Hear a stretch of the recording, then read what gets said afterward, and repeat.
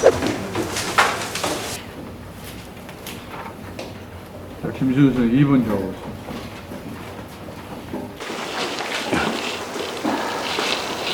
네, 안녕하십니까. 길벗 아카데미 수학과 강사 김시우입니다. 저는 이제 고등 수학 하 문제인데요. 이제 합성함수와 이제 항등함수, 그러니까 함수에 관련된 문제로, 일단은 여기 보시면은 F라는 함수가 1, 2, 3, 4를 원소로 갖는 함수 집합에서 같은 집합으로 대응되는 관계 중에 4번의 합성을 거쳐가지고 합성함수로 대응되는 것은 모두 몇 개인가라는 그런 함수의 개수를 세는 문제로 저는 해당되는 문제를 고1 2등급 이상의 학생을 대상으로 설명을 시작해 보도록 하겠습니다. 일단은 항등함수,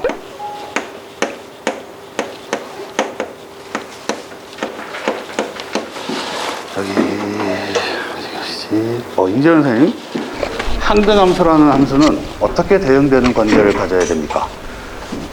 fx는 x 형태가 돼야 됩니다. 주어진 원소가 자기 자신으로 대응되는 함수를 우리가 항등함수라고 합니다. 저는 이 대응 관계를 대응 관계를 가지고 기준으로 이제 설명을 해보도록 하는데요. 일단은 S라는 집합이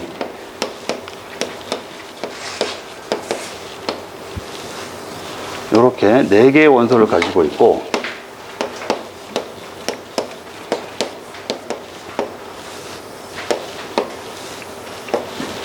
같은 집합으로 이렇게 대응을 시켜야 됩니다. 일단 주어진 함수가 기본적으로 1대1 대응 관계가 되지 않으면 저 함수는 항등함수로서 4번의 합성만의 항등함수가 될 수 없기 때문에 기본적으로 1, 2, 3, 4가 1, 2, 3, 4에 대응되는 1대1 대응 함수 중에서 저 4번의 합성 조건을 만족하는 거, 그거를 한번 찾아보려고 하는데요.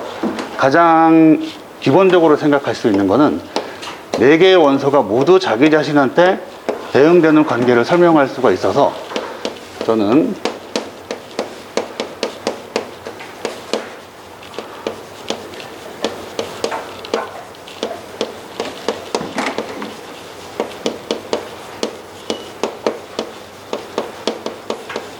자기 자신으로 대응되는 원소의 개수를 기준으로 나눠가지고 대응 관계를 한번 카운트 해보겠습니다. 첫 번째로 대응되는 원소가 4가지가 모두 자기 자신으로 대응되는 거, 그러니까 이런 식으로 대응 관계가 성립하게 되면 쭉 다 자기 자신으로 갈 거기 때문에 4번의 합성을 통해 가지고 항등함수가 설명이 됩니다. 이렇게 카운트할 수 있는 것이 한 가지가 나오고요. 그 다음에 두 번째로 생각할 수 있는 게 요 중에 이렇게 대응 관계를 이제 자기 자신으로 대응되는 게 3개인 거를 생각을 해보면 남은 게 1개가 되기 때문에 기본적으로 자기 자신으로 대응될 수밖에 없습니다. 이 경우를 제외하고 자기 자신으로 대응되는 원소의 개수가 이렇게 2개가 돼버리면 자연스럽게 나머지는 서로 다른 것으로 대응되는 관계를 이렇게 카운트를 해보시면은 요거 같은 경우에 모니터다가 할 거보다는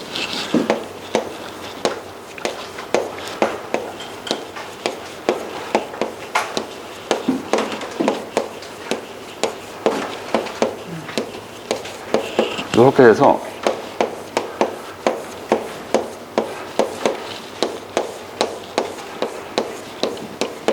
3 같은 경우에 결과적으로 자기 자신으로, 4도 마찬가지로 자기 자신으로 이렇게 대응되는 걸 확인할 수가 있습니다. 이렇게 카운트하는 경우에는 4개의 원소 중에 자기 자신하고 대응될 거를 2가지만 먼저 이렇게 카운트를 해주면, 결정을 해주면 나머지 2개는 서로 다른 것으로 자연스럽게 연결이 되기 때문에 4개 중에 자기 자신한테 연결할 거 2개만 이렇게 카운트를 하시면 되는데, 이 경우가 4개 중에 2개를 찾는 거라 모두 6가지가 나옵니다. 그 다음에 세 번째로, 이 경우인 거 알고 이제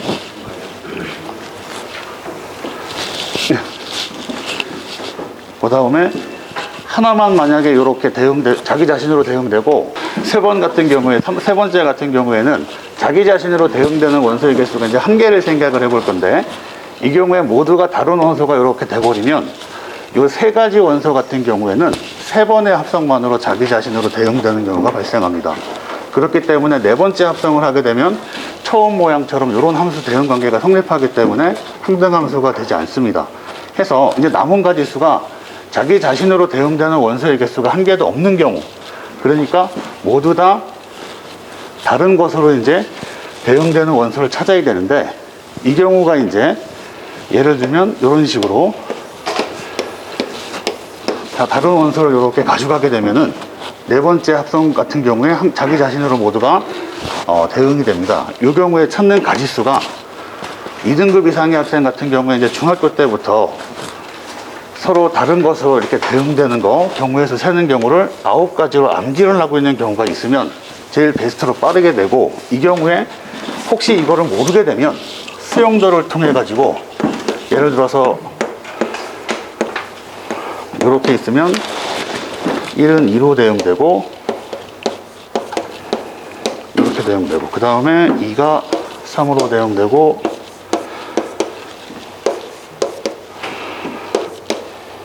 이런 식으로 하나씩 카운트 해가지고 9개가 돼야 됨을 설명을 추가로 해줘야 될 겁니다. 그래서 모두 다 합치게 되면은 16가지 경우가 대응되는 가지수가 됩니다. 해당되는 문제는